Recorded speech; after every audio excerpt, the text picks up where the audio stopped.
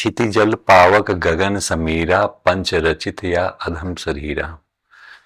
ये उक्ति तुलसीदास की है। तुलसीदास में इसने बताया है कि मानव का जो शरीर है 5 तत्वों से बना हुआ है। कौन कौन से तत्व हैं? क्षिति मतलब पृथ्वी, जल क्षितिजल, गगन क्षितिजल गगन, पवन समीरा, इन 5 तत्वों से शरीर बना हुआ है और इनका संतुलन ही किसी व्यक्ति को श्रेष्ठ बनाता है। तो जैसे कि आप लोग इतिहास में पढ़े होंगे नेपोलियन बोनापार्ट के बारे में, जो कि बहुत ही छोटा से घर से बिलोंग करता था, लेकिन उसने अपने वर्क द्वारा जो है फ्रांस का सम्राट तक बन गया। ऐसा क्यों हुआ? क्योंकि उसको अपने ऊपर विश्वास था। नेपोलियन ने कहा था कि मेरे शब्दकोश में असंभव शब्द है ही नहीं, असंभव कुछ भी नहीं है।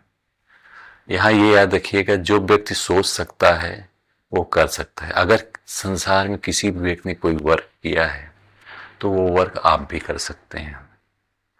यहाँ मैं कहना चाहूँगा तुलसीदास की एक प्रसिद्ध उक्ति है, क्षिति जल पावक गगन समीरा पंच तत्व रचित या अधम शरीरा।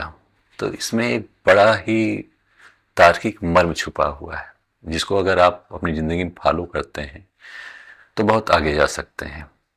इसमें तुलसीदास ने कहा है कि जो मानव शरीर है वो 5 तत्वों से निर्मित है और उसमें अगर संतुलन रहेगा तो वो शारीरिक और मानसिक रूप से दोनों तरफ से स्वस्थ रहेगा और कोई भी चीज़ को प्राप्त कर सकता है, कहीं भी वो अपने सक्सेस को ला सकता है।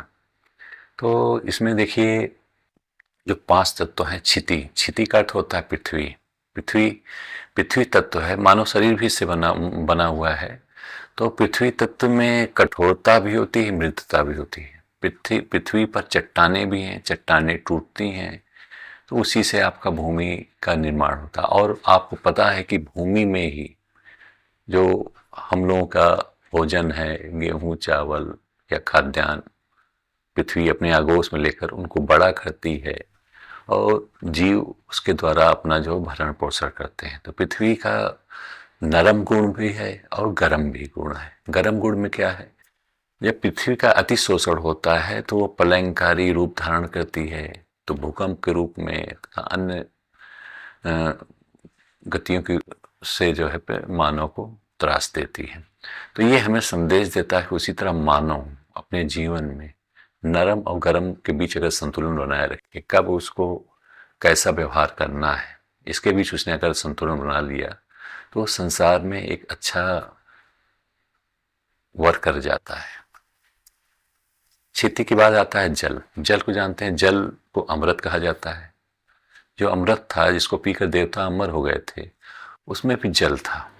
और जो विष है, विष में भी जल होता है। एक से आदमी अमर हो जाता है, जिंदगी बढ़ जाती है एक को पीकर, और एक को पीकर आदमी जो है काल के गाल में समा जाता है। और इसका संतुलन भी होना चाहिए। जैसे आप देखिए, अगर विध्वंसकारी जल का रूप देखिए, समुद्र गर्जना करता है तो अच्छे व्यक्ति का कलेजा हिल जाता है, और समुद्र शांत रहता है तो एक प्राकृतिक वातावरण देके जो है मनुष्य में स्वास्थ्य को बढ़ाता है।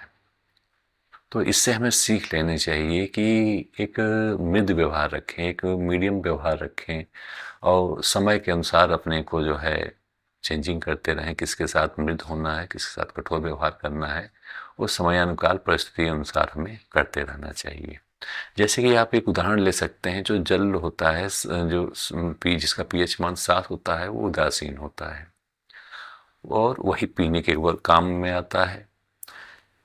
7 पीएच से नीचे का जो जल होगा वो अम्लीय होता है। अम्लीय जल किसी को भी जला सकता है, उसमें जो अम्लीयता ज़्यादा होती है। और 7 से ऊपर वाला जल जो होता है क्षारीय होता है, उसके भी प्रयोग अच्छे और बुरे सेंस में किए जा सकते हैं।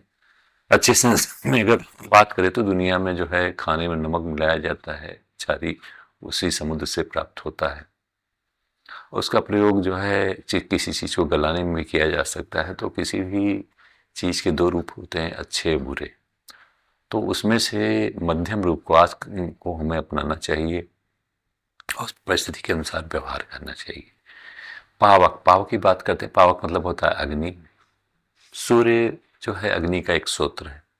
सूर्य जीवन का भी स्रोत है। सूर्य की किरणें पृथ्वी पर पड़ती हैं, प्रकाश संश्लेषण होता है, पौधे पनपते हैं, ऑक्सीजन बनती है, जिस ऑक्सीजन को आपको पता है कि प्राणवायु कहते हैं।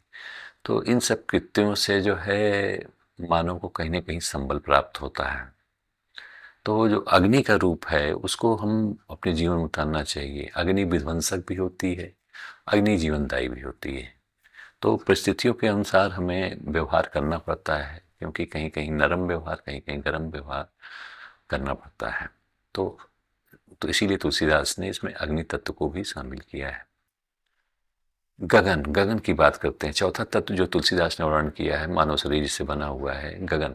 गगन से तात्पर्य आप ले सकते हैं आसमान, अर्थात जो है आसमान क्या होता है, असीम होता है, इसकी कोई सीमा नहीं। उसी तरह मनुष्य में मन होता है, वो भी असीम होता है, उसकी भी कोई सीमा नहीं। कुछ भी एक पल में वो सोच सकता है, कुछ भी कर अपने मन में ला सकता है।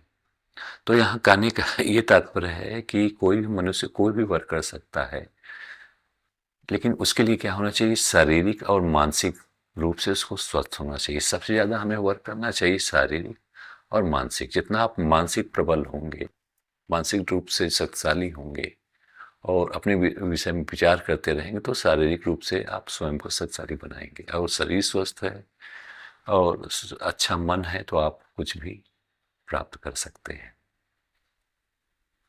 ये हो गया, गगन की सीख हो गई। समीरा की बात करते हैं। वायु, वायु को आप जानते हैं, वायु प्रचंड रूप में भी होती है, शांत रूप में, शीतकालीन भी होती है, मतलब शीतलता प्रदान करती है हमको। तो इसी तरह जीवन में भी उतार चढ़ाव होते हैं, वो उसी के अनुरूप हमें अपने जीवन को ढालना चाहिए। ये तो हो गया तुलसीदास की उक्ति की बात। अब बात करते हैं कि आज का जीवन तमाम तरह के तनावों से भरा हुआ है। उन तनाव से बचने के लिए मनुष्य को कहीं ना कहीं वर्क में लगे रहना चाहिए, अपने वर्क में लगे रहना चाहिए।